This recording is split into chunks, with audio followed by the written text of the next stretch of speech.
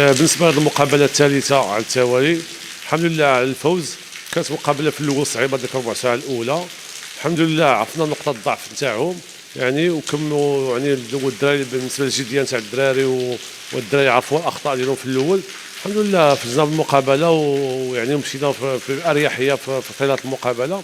بالنسبه للشوط الثاني في الحقيقه دخلنا اللاعبين باش يكونوا ديما جاهزين، لقاش راك عارف المقابله خصك تلعب فيها، تلعب بالسن الفريق الاول، تلعب بالسن تاع اللاعبين الاولين ولا سبعه، وخصك عاوتاني الشونجمون تا هما يكونوا لاعبين باش يكونوا كلهم جاهزين. لقاش ما تعرفش ان كل ماتش بماتش ديالو.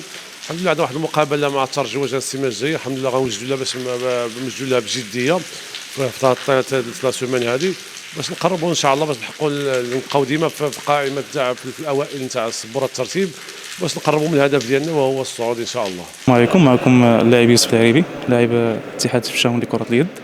بالنسبة للمقاربة ديال هذا النهار استضفنا خصم الاسم ديالو عريق بالنسبة لكرة اليد المغربية اللي هو اتحاد طنجة. تفوق علينا في أرضية الملعب ديالنا.